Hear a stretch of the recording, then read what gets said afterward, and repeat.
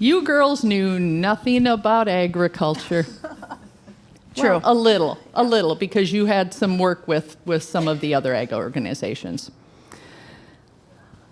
One of you came to me and said, well, I was sitting up in the galley, I just had some things to do, and I was researching screwworm. Oh my God, you guys have so much on your plate. And they have learned. We had how many bills on our register this year? 92. 92 we followed. So for those of you that don't know, we expect our lobbyists to come up with a report. This is published on our website, usually comes out by emails, and it's everything that our board has decided that we want to research follow. We may have monitor on 3/4 of them. There was a few bills that we will be talking about here that we had no policy for, and we had to deal with it. We will also be talking about a voting card. How many looked at our magazine? And this is the first year the stock growers did it.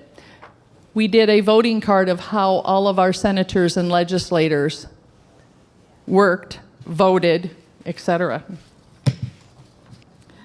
So, of those 92 bills, we supported 12, and we opposed 3.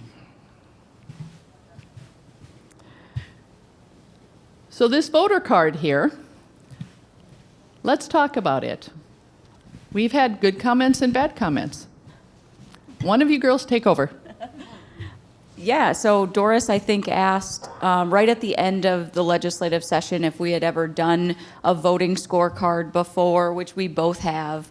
And I think I emailed you back and said, yes, I will work on it after next week, and maybe after a long weekend of rest. But I think once I got into it, I couldn't stop. I did it one Friday night before the end of session, and it was really interesting to see our supporters in the legislature and those that maybe you didn't think would be supporters, and then the grades that they got in the 80s and 90%. So I thought it was really eye-opening. I love doing it. I love reflecting on the session and all the hard work that we put in, that Doris put in, that all of the members put in, the executive board and the board in general. And so I thought it was great, and I hope we continue to do it. Jeff, we had some negative comments as well, and I think the reason is we selected only the bills that the stock growers was really engaged in, correct? Yes, that would be correct. Voters, when you look at these scorecards, and their legislators as a whole, I would say, aren't always a fan of them because it can sometimes point some things out that maybe aren't so obvious or that you don't realize because there's just so much going on.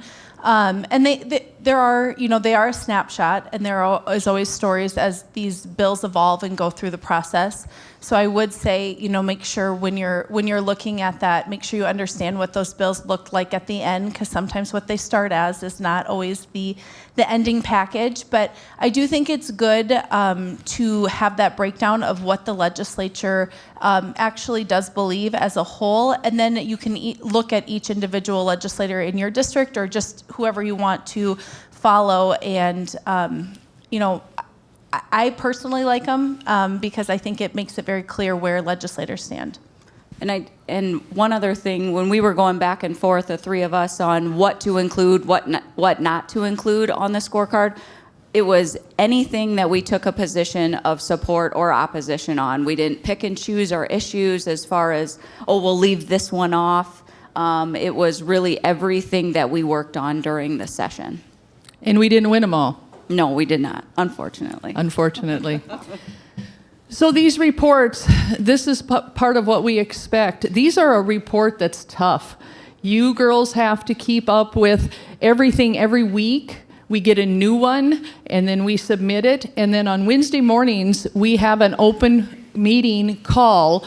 It's in our magazine. We encourage even members to join us in that, because you learn where we're sitting at in peer in some of the things that are being discussed. And with both girls here, sometimes we'd get Katie, sometimes we'd get Jasper, and we would kind of tag team it because sometimes they were testifying on our behalf or opposing whatever. But one of the things that I truly liked, if I wasn't there, and there was a lot of times I didn't drive over, I did get to testify remotely. So I would get up, get on the call, and I could testify. But they were always in that room, and even if I testified, they went up and did a me too in support of being in person. So that's another thing that I gotta say that our lobbyists had done for us. So I'm gonna lightly touch on 5 different bills. The first one was an easy one. I believe it was unanimous, both houses. HB 1001, which was supporting the prescribed burn on state-owned land adjoining a neighbor. And one of our directors, George Kinsey, brought this to us.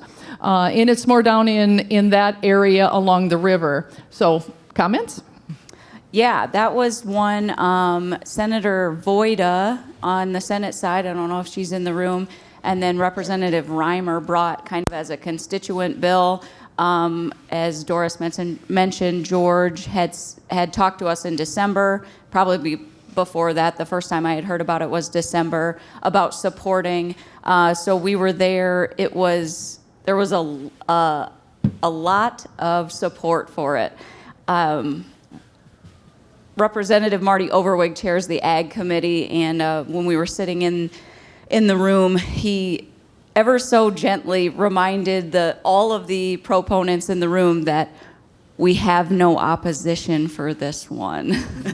But it was good to hear everyone, all the constituents, come in and tell their story and why it was important. It did pass unanimously, I believe, on both sides. It was one because it had an emergency clause. We couldn't put it on the consent calendar, so it always had to be debated and voted on the floor, but it was one that was wildly supported by our legislature.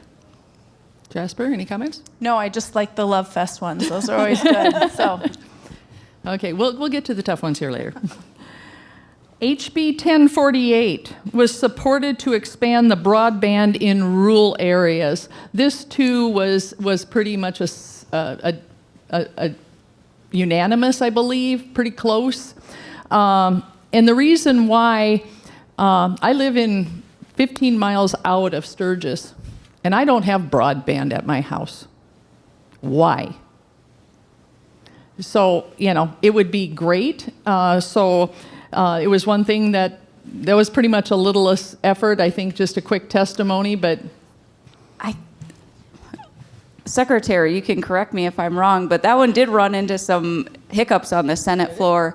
It did need a 2/3 vote and did not get it at first. And so we worked the senators on the floor to, as you had mentioned in your specific situation, really stress the importance of this money coming down from the federal government and getting broadband in rural areas.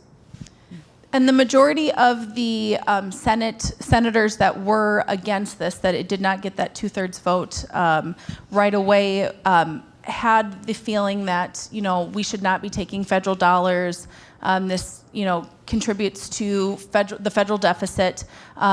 A lot of that kind of sentiment from them. But one of those reminders is, and Secretary Roberts would be an expert on this more so than I would be, is when we give those dollars back as a state and refuse those, they just end up in another state. They don't go back to pay back other things. So these dollars that are already, earmarked for those projects are just going to go to California or Indiana or wherever it is.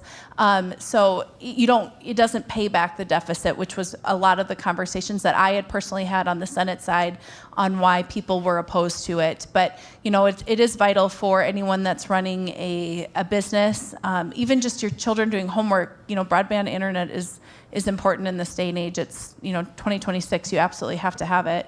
To be a successful business person. So I think we really did stress that on kind of the targeted list that we had there.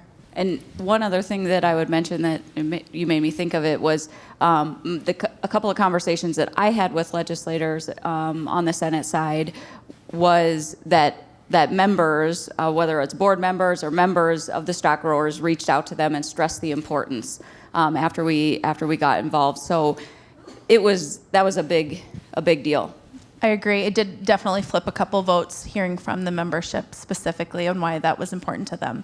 And Jasper, you brought up a good point. There's so many of our rural children who need this because they're homeschooled, and so the broadband would have been good. And Secretary Roberts, I appreciate you being here. If you'd like to comment at any point in time, please do so. If you wanna, we got a mic for you over here if you want one. We're going to work him out here in a little while, so we'll let him relax. Okay, HB 6016 supported the reform of the beef checkoff program, and it did not pass, which was disappointing. So, as if you were here last night, the Beef Industry Council. We receive a dollar of our checkoff money, 50 cents goes to the CBB board, and 50 cents stays within our state. It's not so much of what they're spending in our 50 cents in our state.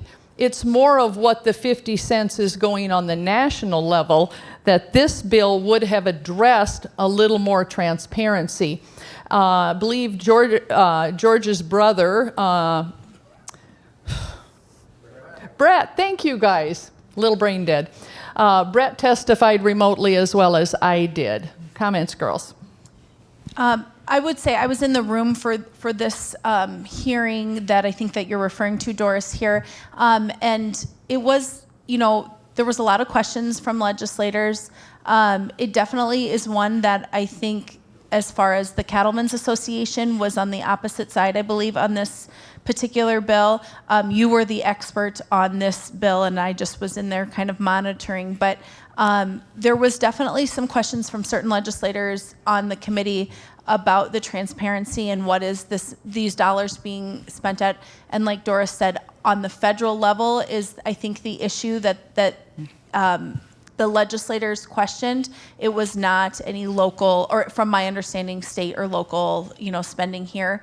But I'm not an expert at this topic by any means. But I do think I'm assuming it is one that maybe will come back up. I think it might be one that has conversations going, continuing over the next couple sessions, or, sometimes he's going for a lot longer than that. But I do think that the Cattlemen's Association, their voice on this, and then some other egg groups that also were on the opposite side of us, talked about, they felt that there was transparency at the end and at the federal level, and I think that is what swayed the committee vote on this. Okay. SB 40 supported the revised compliance requirements for limitations of foreign ownerships of land. This one passed. I did a Me Too. Secretary Roberts, I believe, did the opening of this on the Senate side.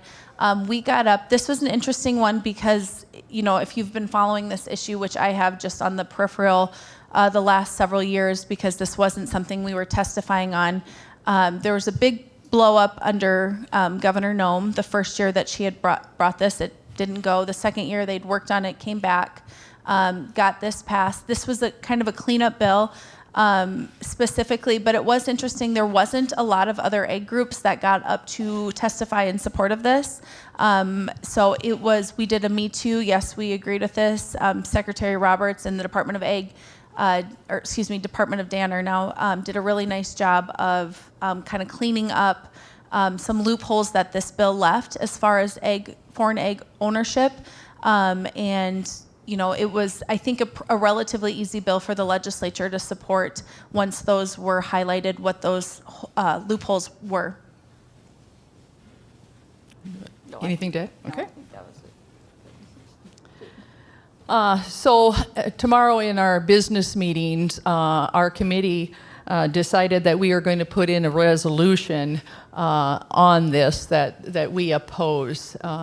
So that it's a good thing, because resolutions usually come up that we can add to our policy, and that we can next year or whenever we need to come in full force. Okay, so we're going to go on to property rights now.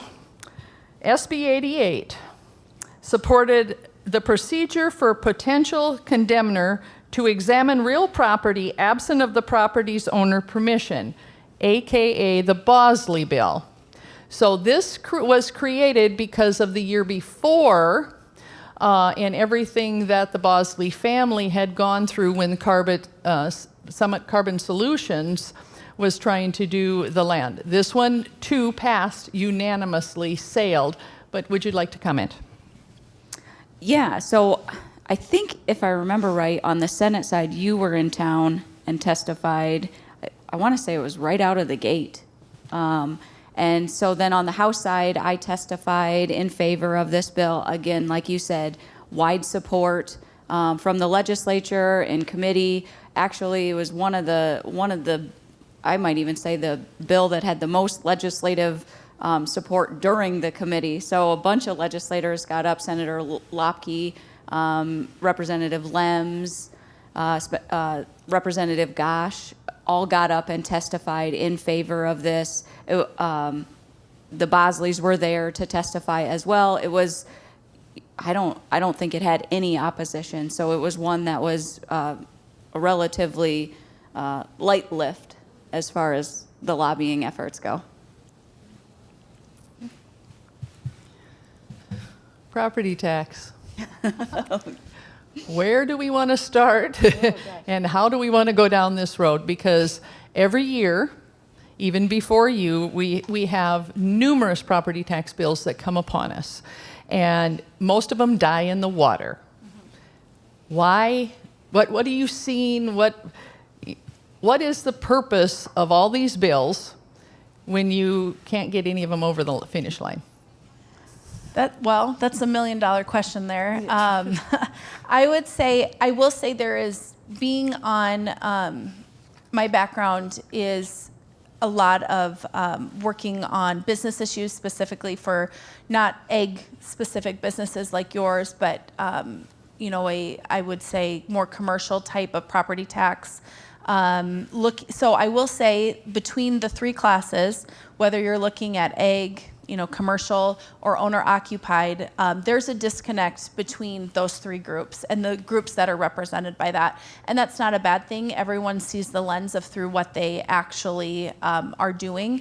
The owner-occupied, this, I would say in the last probably 3 years, has really been the really big issue that the majority of people and the majority of legislators have gotten excited about, reducing owner-occupied taxes. And part of that is that, that's a large group of people, whether you're an egg producer or you own, a huge manufacturing plant, you probably own a house at some point in that. So I do think that in some ways is why that is what has been addressed and been the focus of the legislature the last couple of years. That would be my guess on that. And just with my own conversations with legislators and individuals. I think what makes it so hard is this is a really complicated issue. I worked for an organization for 9 years that I would say he was in some ways maybe the one of the experts on property taxes, and it took me a long time to wrap my head around how complex it is. And because of the way our system is designed, when you monkey with one, it monkeys with the others, whether you want it to or not.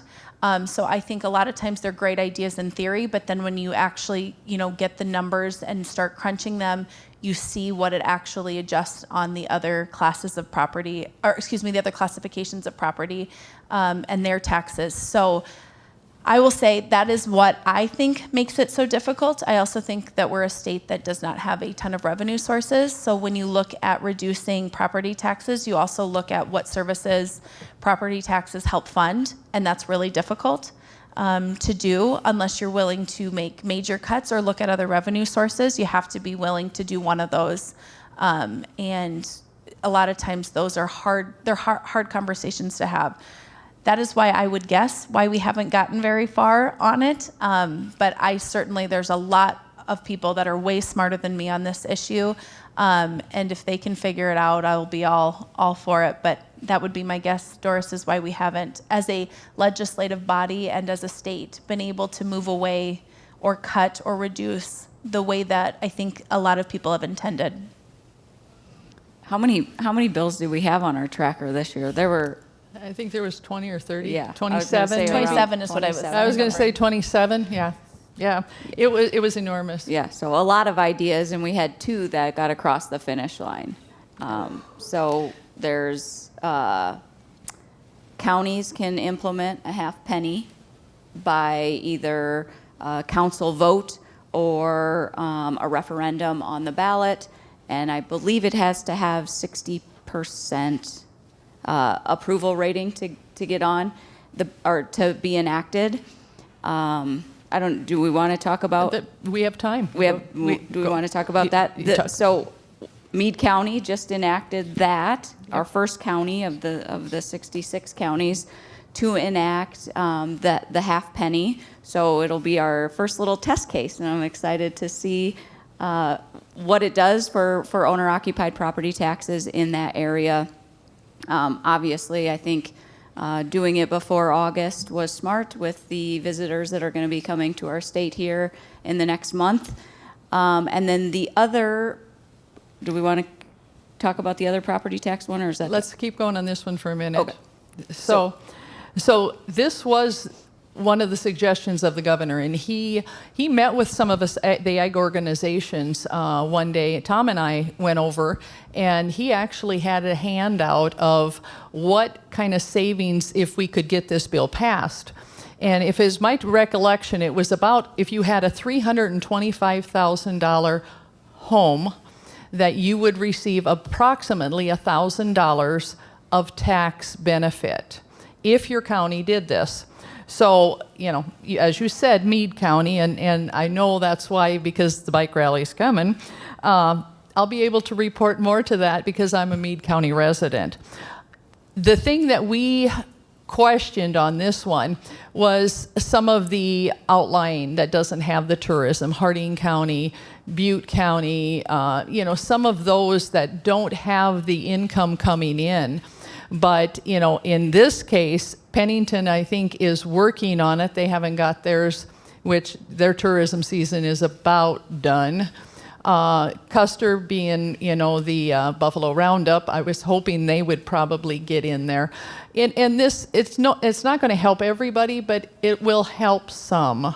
And, any little bit will help. The other thing that we question is when you take tax from one bucket and you got to replace it from another bucket. And it seems to be that every time we do this in the taxation portion and the property taxes, ag falls short. They can always, you guys are getting the best tax breaks, but it's the people that's out here operating this that we don't feel the tax breaks are comfortable.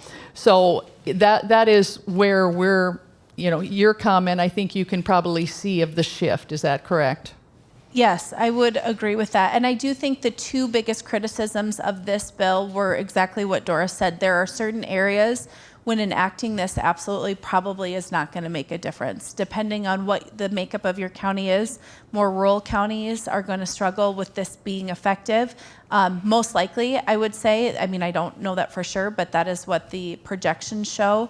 And then the other question that came up is it right that people that don't have homes, so if you're a renter and, if you do not, you're buying diapers and groceries, you're now paying a higher sales tax, but you get absolutely no reduction in you're just paying more. And people that have homes are paying less.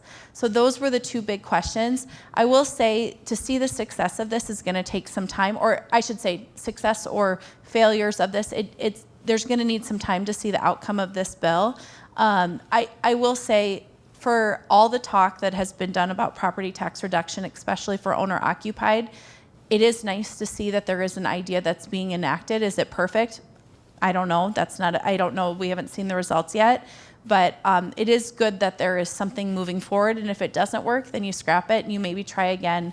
But I do think because this has been such a focus of the legislature and what the legislature says they're hearing from homeowners and people, especially, the thing that comes up a lot is about people that are on fixed incomes, elderly, lower tax brackets, that really, those increases are really going to, tax them out of their home ownership. So it'll be interesting to see in time how this bill, helps or what the actual effects are of it. Okay. Another controversial bill is the one, and this is a misconception of a lot of people. Oh my God, Governor Roden raised our sales tax. It's now going to be 4.5%.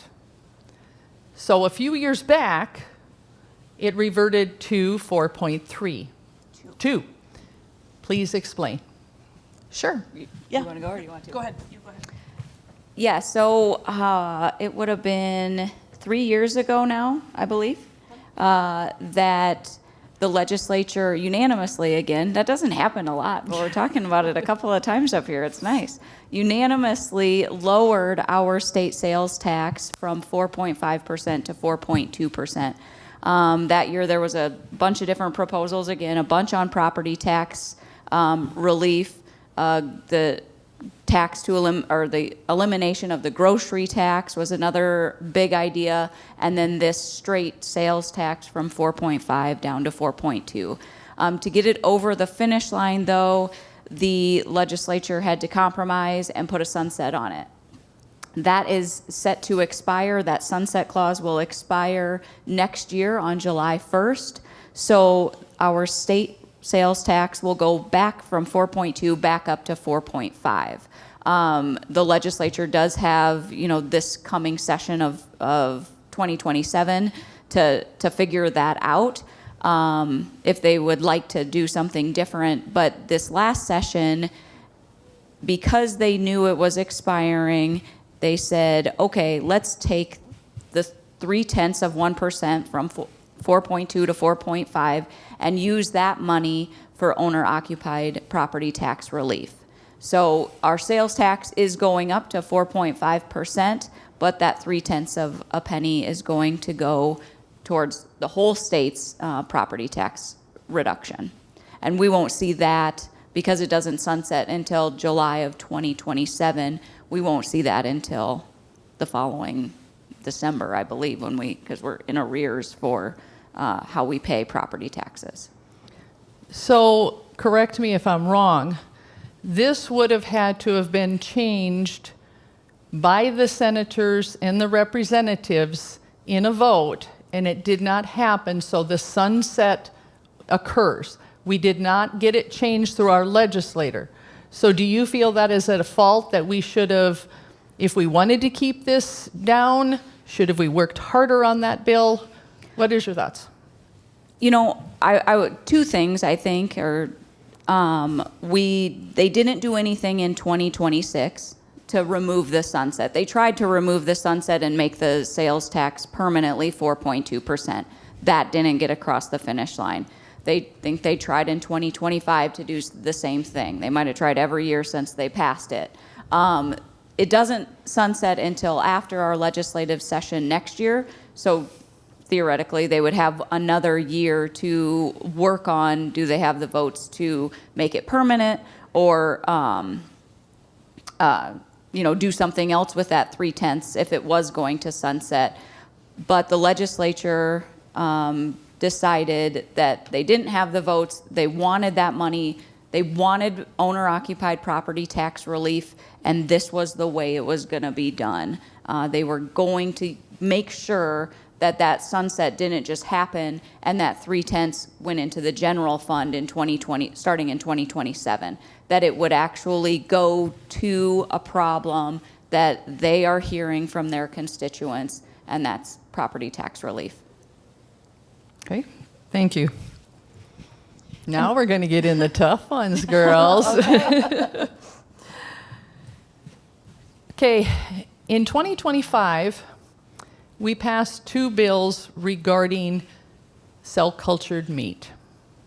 And they were basic. They covered what they needed to cover. Representative Juliak brought the adulterated food. The floor is yours. Well, let's see. This one was a tough one. I will be really transparent in the fact of this one was a lot of work. It was Katie and I, as far as registered lobbyists up there that are there every day. It was us against every other egg group, the South Dakota retailers. There was a bunch of business groups that got up against this. So I'll be honest, this is not a topic that I knew very much about, but I now feel like I know a lot about. So it was a lot of work because it was us 2 against a dozen probably other groups at least. And, you know, anytime you're outnumbered by that, a lot of times floor votes are a lot of times, especially when you're outside of the committee, it's how many people you can talk to in a short amount of time and give your point of view and your facts to. So it really kept us running on that. We worked really, really hard on this because this was presented to us by the exec board, by Doris, by the phone calls as a priority for your organization. So we really, really tried to get this across the line. The House was a lot easier than the Senate. And I will say probably the best floor speech I've heard in several years. Senator Red Dawn Foster, she's out of the Pine Ridge area, I thought it was one of the best speeches I've heard in a long time about why it's so important, because products like this end up in places that don't have a lot of voice. So a lot of times that's, you know, she said, I've seen products like this given to tribes, to poor, people that are on government assistance, things like that, nursing homes, schools, that type of thing. And I thought the way that she talked about that and the importance of being connected to your food and knowing where it came from was really, really nice. And it takes a lot to impress me on floor speeches because I hear them a lot. So if you haven't had a chance to listen to that, I would highly recommend. I can show you where to find that. But we just scraped and scrapped on this one, and that's really all that was. We really, really tried to outwork everybody else, and I think it was an important issue to your organization and an important issue to egg to have this discussion. So that would be what I would say about it. Katie, your thoughts? Oh, I'm putting you on the spot, girl. No, I would agree with Jasper. I think it was a lot of work, especially on the Senate side. We had some great champions in the Senate, though, as well, that spoke up for us on the floor, and we were able to get it passed by 1 vote, which is all you need. So that day, it was February 4th, maybe, I think. It was during the Black Hill Stock Show, and I was unable to get back there because we have our booth here. And we just so happened in this same room, we had a livestock producer rally. And it was getting close to 2 o'clock, and I was conversing with the girls and texting back and forth of when is this going to come up? And we had people here, and at 2 o'clock, it was 3 o'clock your time, it hit the floor. And we had Politics 101 right here. We got to watch live stream, and in fact, it was the people that do our recording and our lights and sound here, they were recording it, and I think he probably thought I was nuts, but I was shooing everybody in here, you guys got to sit down. And the reaction in this room when that 1 vote came that we got it, it was enormous. So yes, we got it passed. Then we got a phone call. Governor Roden visited with our president, and he said, I'm going to veto it. He says, but I've worked with our senators and legislators, and I think I can do a 5-year moratorium. Of course, we wanted more, and Tom got on the phone right away. And he called our executive directors, and it was the consensus that we were going to support, would you rather have 5 or would you rather have 0? What can happen in the next 5 years? If you lose a bill the first time and you think you're going to fight a veto, it's probably not going to happen. But Governor Roden gave us the opportunity in these next 5 years. Shame on us if we don't keep fighting. But I think if you're watching the national level, you're finding out that the reasons why our governor had vetoed it, and would you girls explain that? Simply because he didn't want our state tied up in litigation. So any comments on that? Sure, absolutely. I would say Governor Roden, in conversations we had with him and his staff, absolutely are not supportive of fake meat or cultured meat or anything like that. I think that's very obvious. And I will also, Katie and I have been on the end of other vetoes, and it's very rare that you get the opportunity to find a middle ground. Usually it's a veto and nothing. And so I do appreciate that that conversation wasn't just ended at that point. Because you could just get nothing. Governors don't owe, I mean, they have that veto power, and that's part of that. So that is a compliment to Governor Roden and his staff on that. I will say he was very concerned, and I think his team was very concerned about the cost of a lawsuit, what that would look like. Does this set a precedent of banning other foods because someone doesn't like how you raise beef or things like that? Those conversations were definitely had. I know that it wasn't the ultimate or, the end that we maybe envisioned, but I do still see it as a win. And we worked really, really hard on that because there were people that were a part of that, banning that process that then really, and rightfully so, were disappointed about the moratorium and were, is it even worth doing that? Should we just let it die? Getting those people back kind of on the lifeboat to get this, home and not from totally sinking. But I would say that even though it wasn't maybe the ultimate ending that we wanted, I do still count it as a win for that. Yeah, and just really quickly, I'm sure everyone knows, but to override a veto, we didn't just need our same 18 votes. We would have needed to pick up another 6 in the Senate, and that was kind of it wasn't going to happen. Correct. So as a result of that, well, we can go one step further. I think you got called into the principal's office that day too. We did a couple times on that, yes. And you know what? That's okay. Governor Roden and some of his legal counsel were in there, and they were really, really, I think they were slightly impressed this got through. I'm going to say that. And they, when you look at the numbers wise of who was working it, you should be, because that doesn't happen very often when you have numbers not on your side. But I also think, too, that they realize the importance of this issue.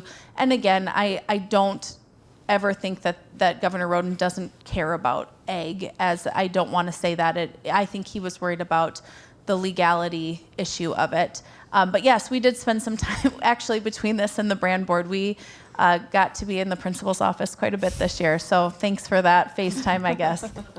I like being anonymous better, but... Okay, well...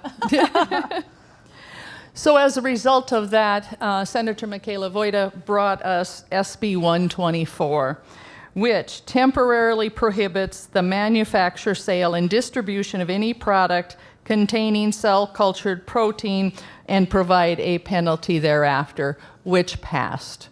So that does give us the 5-year moratorium.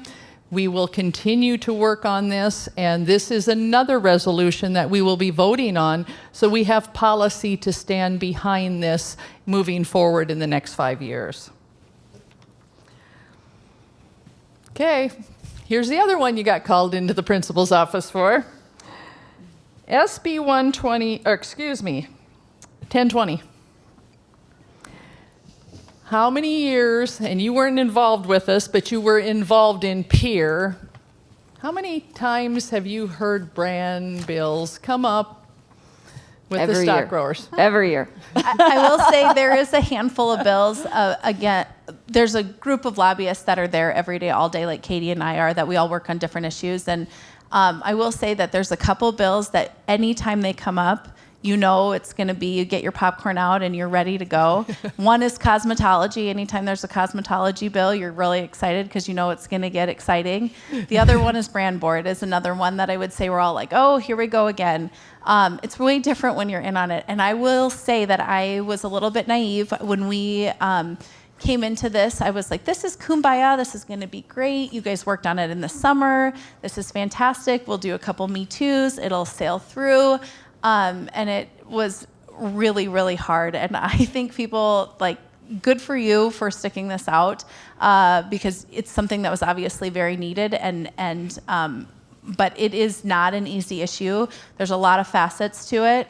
We work with a lot of boards and commissions because of what we do for a living. And this is by far one of the most complex issues, and a lot of players on it. And there's, it was hard. It was hard. So I will say I wasn't enjoying the popcorn quite as much anymore because I was working it. But So 1020 is to increase the inspection fee cap. So we're hearing people, and mainly legislators, which I had a couple of them reach out recently and explained, my God, it's a 65% increase in the brand. That is a complete misconception. We will put Secretary Roberts to the test here later, but it was hard educating our legislators because, as you said, it's every year we come and we generally don't win. But the kumbaya part of it was bringing in the stock growers, the cattlemen, Farmers Union, Farm Bureau, and LMA in these ad hoc meetings, which again, we're not gonna tip off too much. We want Secretary Roberts to work today. But that was the kumbaya. First time in history, you had all of us on the same page fighting for the same thing. But then there was a little hiccup. Senate side. Yeah, so I think anytime you're looking at raising a fee or a fee cap, or just when you're talking about increasing dollars in general, our legislature really takes a good hard look at it because they, are fiscally responsible and conservative people. And so when you go from $1 to $1.65, sometimes the little word cap at the end gets lost. And so there is a lot of explaining and education that needs to be done. As far as the little hiccup, we got it out of committee really in a good place. I think it was like 6-1 or something on the Senate side. And so feeling pretty good going onto the floor vote a day or two later. And then they went to lunch, went to caucus. The Republicans went to caucus, and we started hearing all of these rumblings, and it looked like an implosion was going to happen. And we were told that a senator was going to vote to table the bill, which effectively kills the bill right there on the Senate floor when we were on the goal line. Just about to get it to the governor's desk. It was in the last step of the process. So not a lot of people around. I think it was Valentine's Day or the day before. I don't know if Valentine's Day was on a Saturday, but there was a lot of Valentine's stuff happening at this time, and people were out of the building. And so Jasper and I were running around, didn't know what to do, didn't know if we should try and get people to talk to him, to talk him off the ledge, to not kill this bill. So we finally ended on, would you please just wait and defer the vote until next week? We can ask to defer the vote. Don't table it. Don't kill it. Don't vote to try and pass it, just in case we didn't have the votes. So we got it deferred until the following week, and then we got called in to the principal's office again. and I will say this too, just as all boards and commissions, they have to self-fund. You can't, this doesn't come from general fund dollars. So when it's said that Governor Roden raised that 65%, that is not true, because in state law, everything has to have its own, fund itself. So the brand board was going broke. I don't want to put words into, but needed money in order to continue. And without that, that cap being raised, that program doesn't exist. It doesn't work anymore. So yes, so that would, but we kind of had to make a split minute decision there. And Katie, I can see her at the crack of the Senate being like, just table it. Don't table it. Don't table it. Just defer it, without really any authority from any other groups or anybody else. We were like, we just don't want this to die after how many years you guys have been working on this project. So one last question. I'm going to ask you each it. You can choose who wants to go first. And which bill was your biggest challenge or disappointment, and which one was our biggest win? Well, I think we're going to have the same answer. I'm going to guess. House Bill 1077 was probably all of the above. I think it was a huge challenge that we got it across the finish line, and thank you to everyone that reached out to all of the legislators to get it across the finish line. So it was challenging. It was then disappointing because of the veto, but then ultimately I think it was the moratorium compromise was a win as well. So I think it's all three. I would 100% agree with that. That was a very, very hard lift. But it also, ultimately, I think the end goal of not having it be sold here, the moratorium bought us time there to look at the issue and study it and see what else. Maybe nothing needs to be done. Maybe more needs to be done. That's not up for me to decide, but I would 100% agree with that answer. Okay. So I'd have to say our girls did us a good job. Do you agree?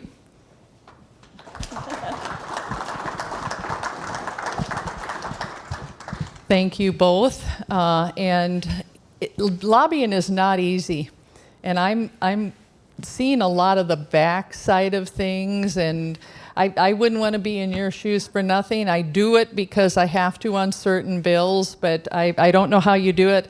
They're there from 6 o'clock in the morning, bright-eyed and bushy-tailed, and sometimes you're not home until 9, 10 o'clock at night. But if you come over, you get to meet our lobbyist. We have a legislative mixer in January always. And then we start, this is when we start, actually, is starting to figure out which bills are rumbling and coming to us. And we expect a lot of our lobbyists, and I hope we weren't too hard on you girls. Thank you so much. Thank you.